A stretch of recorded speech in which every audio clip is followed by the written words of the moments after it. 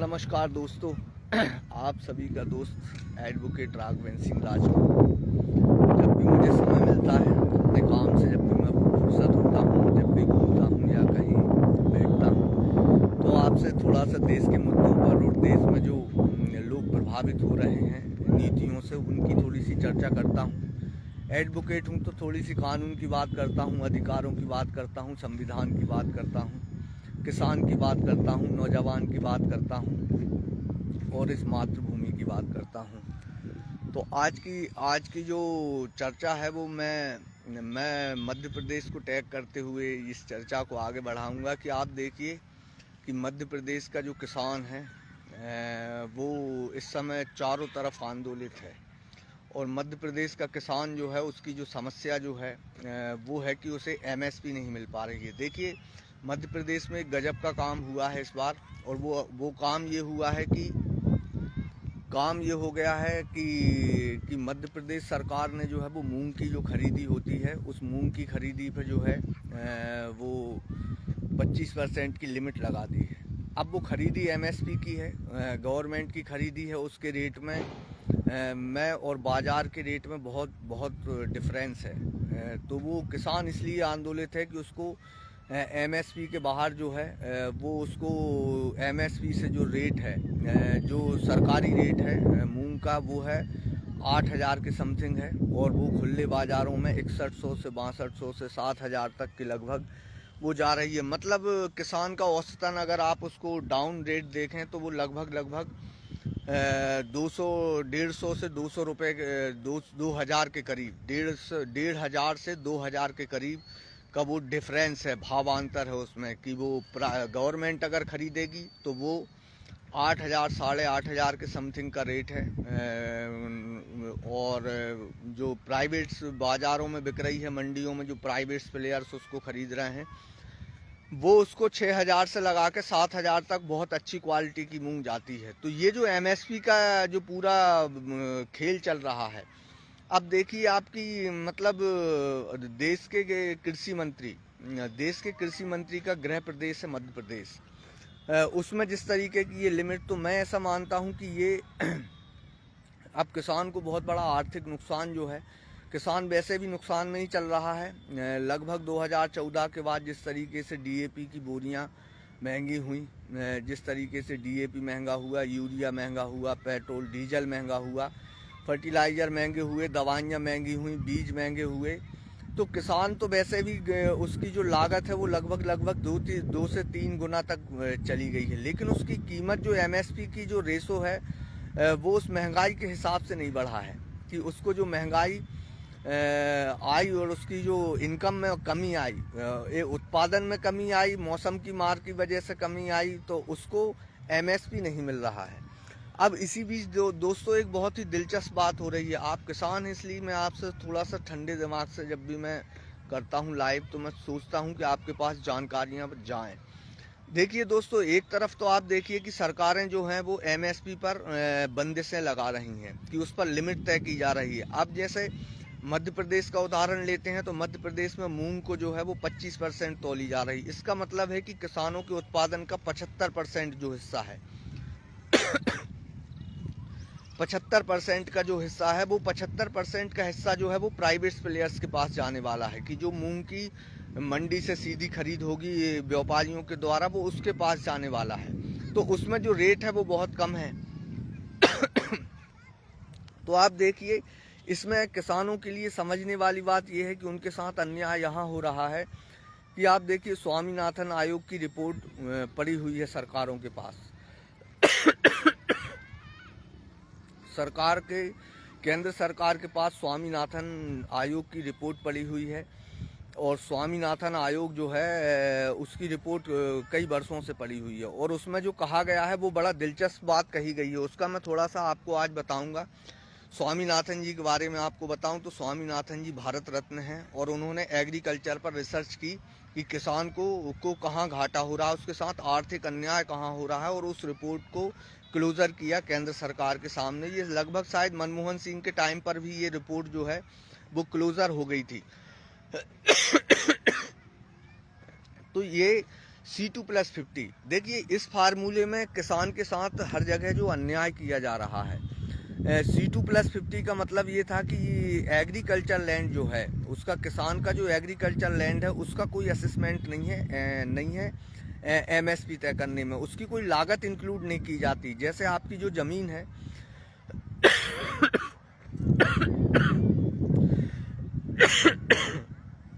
दोस्तों थोड़ा मेरा गला ख़राब है, ये जो धूप में पानी पी लेते हैं उसकी वजह से थोड़ा सा मेरा गला ख़राब है। हाँ, तो मैं ये बात कह रहा था कि वो जो C2+50 के फार्मूले में किसानों का उत्थान छुपा हुआ है, उस C2+50 के बारे में आपसे थोड़ी सी चर्चा करता हूँ।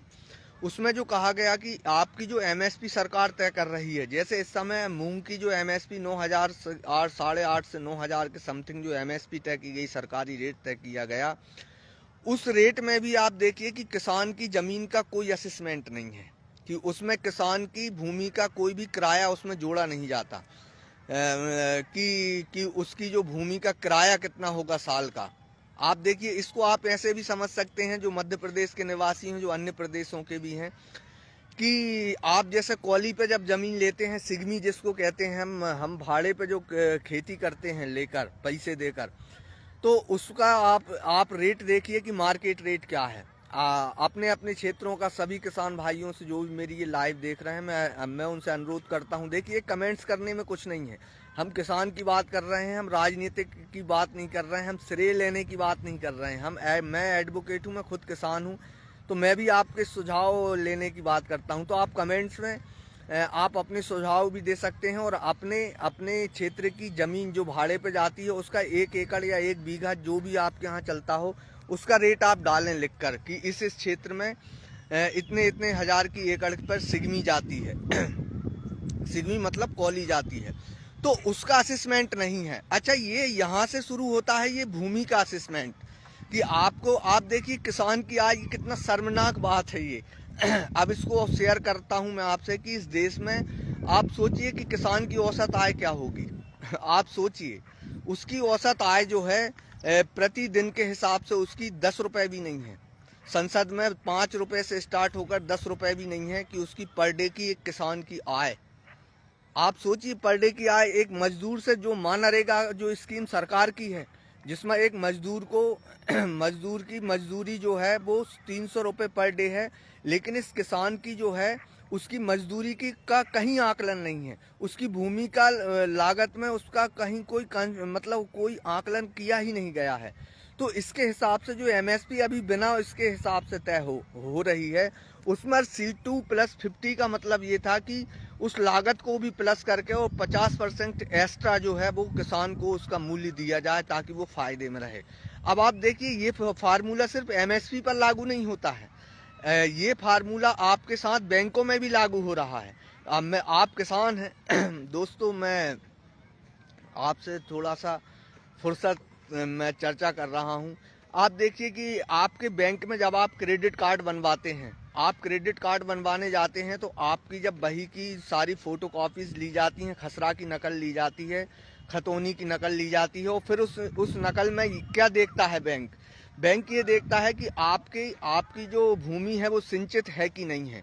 अगर आपकी भूमि सिंचित है तो वो फिर 2 फसल आप उसमें पैदा कर रहे हैं, या 3 फसल आप इसमें पैदा कर रहे हैं, तो उन 3 फसल के आधार पर आपकी लिमिट बनाई जाती है। आपकी जो लिमिट है किसान भाइयों, वो फसल के आधार पर उस लिमिट को तय किया जाता है, कि अगर आपकी 3 फसली है तो आपको 50,000 70,000 तक की लिमिट का 1 एकड़ पर या 1 बीघा पर जितना भी है उस पर आपको लोन दिया जा सकता है, वो ब्याज दरों पर। लेकिन वहाँ भी आपकी भूमि का कोई असेसमेंट नहीं है। आप बैंक में आप सोचिए कि आपकी 10 एकड़ की अगर वही लगी है, मिनिमम मान लीजिए कि 10 एकड़ की आपकी वही लगी है, तो आपका जो क्रेडिट कार्ड है वो 5 लाख का है, 5 से 7 लाख तक का हो जाएगा। और उसके बाद अगर आप लेंगे तो आप पर बाजार रेट का मतलब ब्याज पड़ेगा आप पे, कि उसको प्लस में लोन, उसको प्लस लोन कहते हैं, जिस पर बाजार रेट का इंटरेस्ट लगता है उसमें। तो आपकी भूमि का कहीं कोई असेसमेंट नहीं है। भूमि का असेसमेंट का मेरा कहने का मतलब ये रहता है कि जैसे आपकी भूमि किसी कस्बे के पास है या किसी डेवलप एरिया में आपकी खेती है, तो आपकी उस भूमि का बाजार रेट कितना है, कि अगर उस भूमि का बाजार रेट 5 लाख या 10 लाख की एकड़ भी है या 20 लाख की एकड़ है, 20 मिनिमम डेवलप एरिया में आप 30-40 लाख की एकड़ का आप उसको समझिए कि 30-40 लाख की एकड़ की अगर 10 एकड़ की बही है तो उसका बाजार रेट कितना है आपकी संपत्ति को, जिसको बैंक गिरवी रखकर हमें केसीसी लोन दे रही है। तो उसका आप अगर लगाएंगे तो 4 धाम 40 मतलब कि 3-4 करोड़ की जो प्रॉपर्टी मान के चलिए कि जो है, उस प्रॉपर्टी पर आपको मात्र 5 लाख रुपए की ही स्वीकृति मिलेगी, 10 लाख की ही स्वीकृति मिलेगी और आपकी बैंक की लिमिट में उसका कोई योगदान नहीं है। उस भूमि की कीमत का कोई असेसमेंट ही नहीं है। आप सोचिए ना, आपको कभी ये मन में प्रश्न नहीं आया कि जो लोग कॉलोनाइजर काम कर रहे हैं, जो खेती की भूमि को पर बैंकों से पैसा ले रहे हैं, तो वो कैसे ले पा रहे हैं? वो ऐसे ही ले पा रहे हैं कि ये जो डाइवर्सन की प्रक्रिया बनाई गई है, अब मैं राजस्व का वकील हूं तो मैं थोड़ा सा समझने लगा हूं। ये जो डाइवर्सन की जो एक प्रक्रिया बनाई गई है, उस डाइवर्सन को हथियार बनाकर मतलब उस डाइवर्सन को हथियार बनाकर पूंजीपति जो हैं, जो अपने पैसे को भूमि में इन्वेस्ट करते हैं, वो लोग उसको डाइवर्ट कराते हैं, पहले पैसे देकर डाइवर्सन उसका बनवाते हैं और फिर उसी भूमि पर बैंकें करोड़ों रुपए लोन दे देती हैं कि आपको 5 करोड़ चाहिए, 10 करोड़ चाहिए, उसकी लिमिट बहुत मतलब अनलिमिटेड हो जाती है वो। और जब तक वो कृषि भूमि रहती है, जब तक उसकी भूमि का कोई असेसमेंट नहीं है। तो ये जो C2+50 का जो फार्मूला है, ये बैंकों में जो किसानों को ठगा जा रहा है। आप सोचिए ना कि आपको होम लोन नहीं दिया जाता, आपको आपके बच्चों के लिए कोई एजुकेशन लोन नहीं दिया जाता, आपको बैंकें आपके बच्चों के भविष्य के लिए कोई लोन नहीं है, जैसा मैंने कहा एजुकेशन लोन नहीं है, होम लोन नहीं है। आपको खेती के लिए जो इंस्ट्रूमेंट बनाना है, ट्रैक्टर खरीदना है, रोटोवेटर खरीदना है या फिर कोई भी मशीनें खरीदना है, तो उसके लिए आपके पास कोई सरकारी फाइनेंस नहीं है। तो आप ऑलरेडी प्राइवेट व्यवस्था पर ही निर्भर हैं और आपकी भूमि का कोई असेसमेंट नहीं है। तो उस भूमि के असेसमेंट के संघर्ष को किसान आगे बढ़ा रहा है। अब आप देखिए कि कितने, अब इसको प्रयोग कहें या संयोग कहें कि एक तो MSP से किसान इतना परेशान है। अब आप देखिए कि ये जो एक ऐतिहासिक काम हो रहा है, जिस पर कहीं कोई चर्चा नहीं हो रही है। मेरा ऐसा मानना है कि किसानों को हकीकत का पता होना चाहिए कि उनके साथ अब क्या होने वाला है। अब आप देखिए, एक तो आपको प्राइवेट बाजारों में MSP नहीं मिल रही थी, अब ये जो अमेरिका के साथ ट्रेड समझौता हुआ है, जिसकी मैं बार बार जिक्र करता हूं, मैं जब भी मुझे किसान सम्मेलनों में जाने का अवसर मिलता है और वहां पर लोग अगर मुझे अपने विचार व्यक्त करने का मौका देते हैं, मैं उन सभी का धन्यवाद करते हुए ये कहता हूं और किसानों से इस बात को शेयर करता हूं कि आने वाले समय में ये जो अमेरिका के साथ जो हमारा ट्रेड समझौता हुआ है, जिसमें ये कहा गया है कि फ्री ट्रेड कि मतलब 5 साल में 45 लाख करोड़ की खरीदी करेगा भारत अमेरिका के साथ। उसमें सबसे चिंताजनक बात यह है कि उसमें एग्रीकल्चर सेक्टर को खोला गया है कि एग्रीकल्चर के सारे मार्केटों को अमेरिकन किसान के प्रोडक्ट के लिए खोल दिया गया है। क्योंकि वो घातक इसलिए है कि अमेरिका में 3% किसान हैं और वहाँ पर एक किसान के पास जो भूमि का रेशो है वो 5-5, 15-15 हज़ार एकड़ के फार्म हाउसेज हैं और वहाँ की सरकार जो है, अमेरिकन सरकार, उन किसानों को लागत का 90% सब्सिडाइज कर देती है कि उसकी अगर लागत 1 लाख रुपए है तो 90,000 के करीब की सारा सिस्टम उसको सरकारी मुहैया होता है। जैसे बिजली फ्री मिलती है, उसको फर्टिलाइजर फ्री मिलता है, उसको कीटनाशक उपलब्ध कराए जाते हैं सब्सिडाइज तरीके से उस इंडस्ट्री को।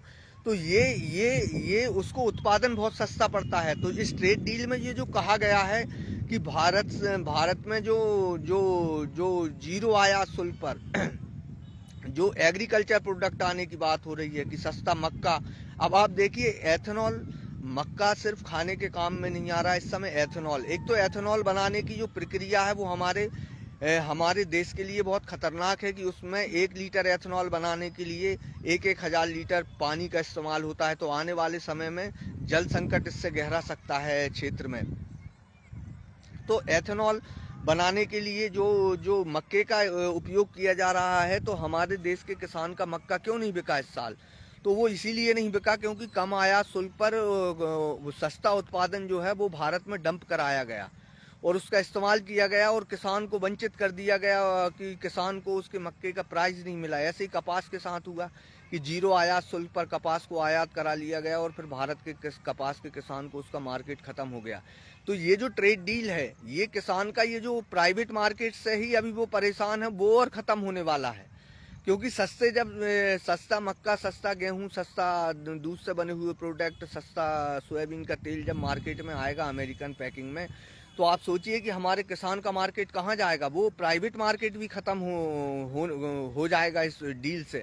मैं इस ट्रेड डील को एग्रीकल्चर सेक्टर में ऐसे देखता हूँ कि किसानों के बाज़ारों को समाप्त करने की पूरी तैयारी इस ट्रेड डील में की गई है। तो दोस्तों, किसानों का संघर्ष जो है वो आने वाले समय में अपने आप को खड़ा करने का अर्थव्यवस्था में उनका संघर्ष बहुत ही गंभीर और बहुत ही बड़ा होने वाला है।